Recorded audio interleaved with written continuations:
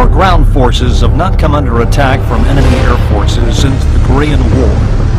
This is because the United States has been able to maintain air supremacy, providing the freedom of action required by the joint warfighter to emerge victorious on the battlefield.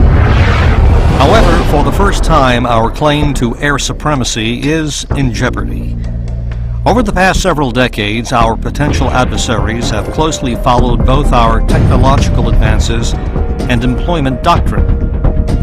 These countries have implemented developmental programs to specifically counter our current capabilities. The challenges we face today will only grow in complexity and sophistication as our potential adversaries continue to develop, produce, and deploy new technologies. We are being challenged across the entire spectrum to include land, sea, air, cyber, and space.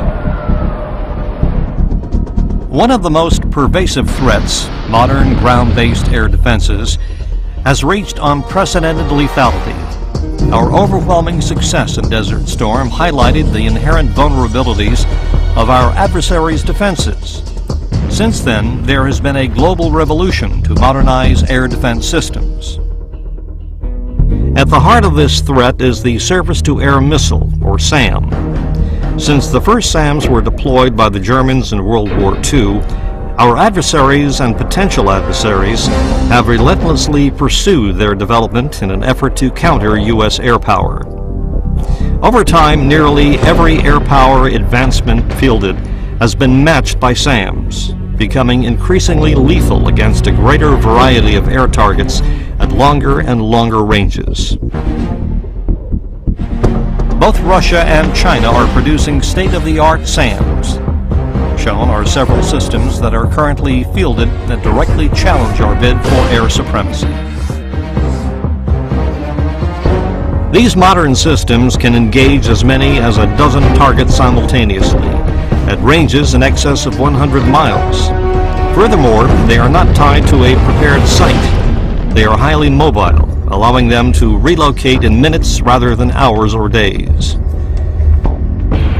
To illustrate the dynamics of the SAM threat, here is the threat ring posed by a Vietnam-era SA-2 SAM. It's located on the Washington Mall, with its short-range coverage. And now we add the SA-10 and the SA-20 system, the same system being sold to Algeria and Iran. You can clearly see the dramatic increases in ranges. Next we add the SA-21, which is currently deployed in Russia. And finally, Russia's developmental S-500 will be capable of engaging targets as far away as Charlotte and Buffalo. Senior Russian military officials have claimed this revolutionary aerospace defense system moves ahead of their potential enemies by 15 to 20 years. The system should be fielded by 2015. As you can see, these systems are being proliferated globally in battalion strength, and we expect this trend to continue. The proliferation of these lethal double-digit SAMs is currently one of the most significant challenges we face. Some of these systems could show up close to home. If Venezuela acquires an advanced SAM in the near future, they will be able to challenge our ability to conduct peaceful logistics and ISR missions in the region. The Taiwan Strait is an excellent example of the impact of air defense modernization.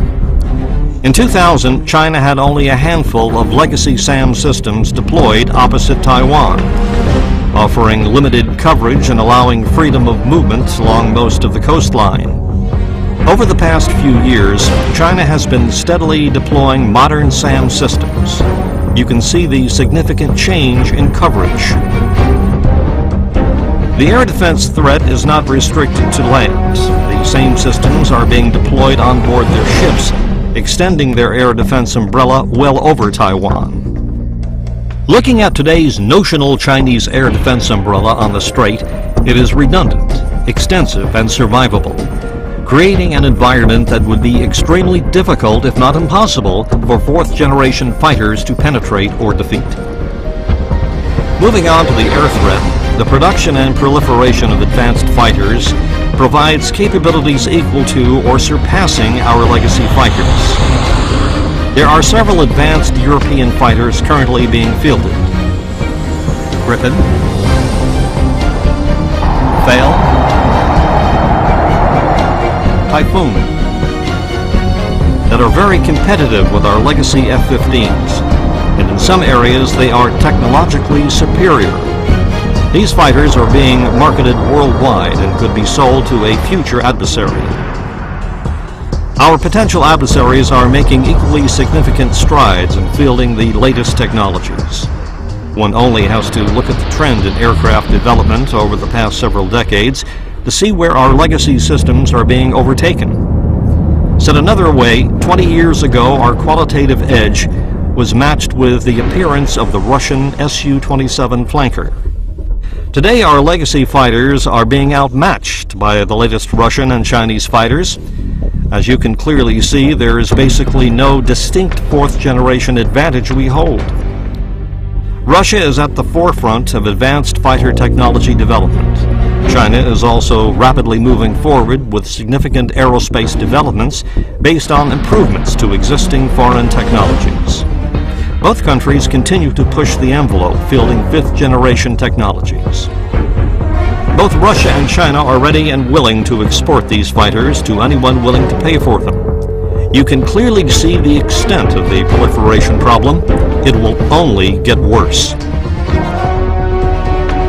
One can easily see how these fighters are closing the gap in terms of capabilities. Over time, their advantage will continue to overtake ours as more advanced technologies are fielded. The heart and soul of these fighters is their radar. They are modern pulse Doppler, look-down, shoot-down systems with anti-jamming features. They can simultaneously track at least 10 targets and engage 4 with advanced missiles. In the air-to-air missile arena, we have traditionally held the high ground in the beyond visual range fight with our AIM-120 AMRAAM. That has all changed. China has fielded an AMRAAM-class missile of their own, designated PL-12. Russia is also fielding similar missiles. One can see the parity the Chinese have reached with the PL-12. Both China and Russia are also developing follow-on missiles with significantly increased range performance.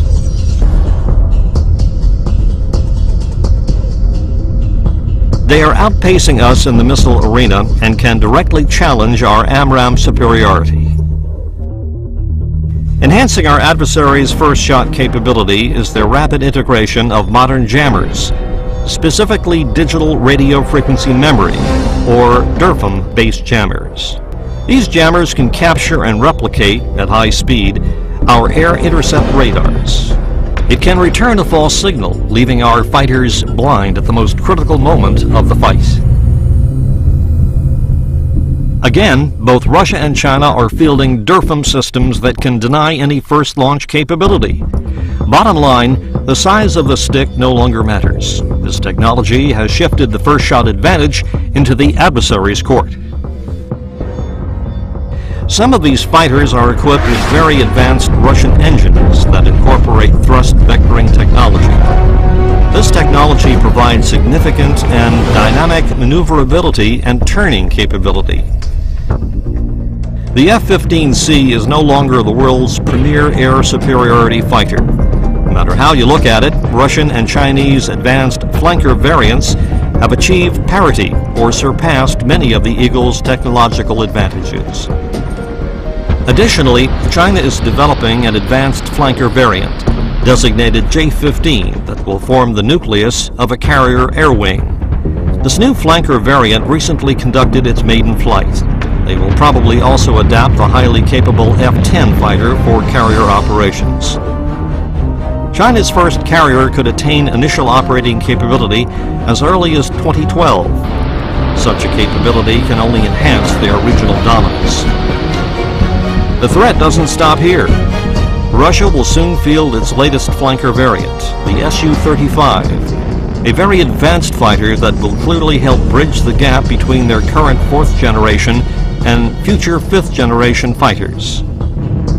The Su-35 will incorporate numerous fifth-generation fighter attributes such as advanced digital flight controls, sensor fusion, high-power jammer, ultra-long-range air-to-air missiles, and Super Cruise engines with thrust vector control. This fighter is being heavily marketed. We expect countries like Venezuela, China, and Libya to be targeted heavily as future customers.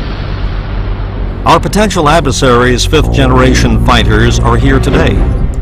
Russia's fighter is designated as the PAK-FA and is in active flight testing. The PAK-FA is being designed to fulfill the air superiority and deep precision strike.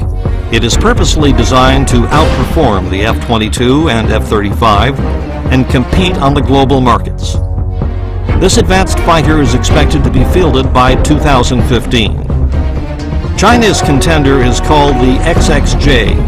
The Air Forces Deputy Commander, General He, stands firmly behind the program and is confident it will make its maiden flight by 2012 and become operational by 2018. Both of these fighters are specifically being designed to counter F-22 and F-35 capabilities. They will also likely be exported at prices that undercut the F-35. Future clients will be purchasing very advanced fighters with near F-22 capabilities in quantities rivaling F-35 production estimates. This clearly illustrates how both Russia and China are bridging the threat gap.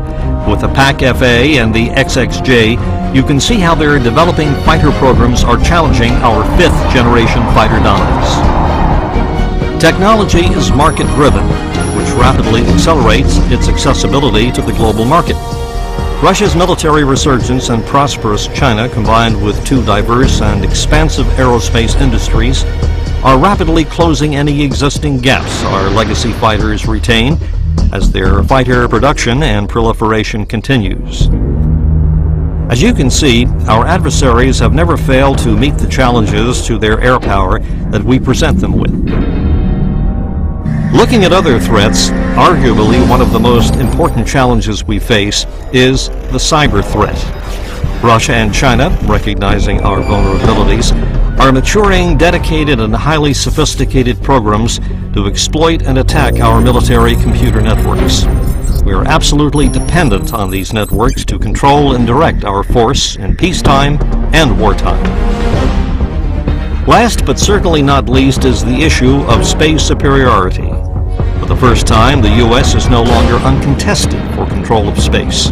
In January 2007, China shocked the world by destroying a low Earth orbit target satellite with a ballistic missile-based interceptor. This event underscores that space is no longer a sanctuary for us. Bringing it all together, we face significant challenges across the board. When taken in total, our potential adversaries can create a nearly impenetrable box that our legacy fighters cannot enter, thus denying us air supremacy. Without air supremacy, we lose the most powerful edge we hold on the modern battlefield today. We can no longer operate with impunity against the very latest integrated threats. These challenges will only grow as our qualitative and quantitative edge continues to ebb. Remember, there is no prize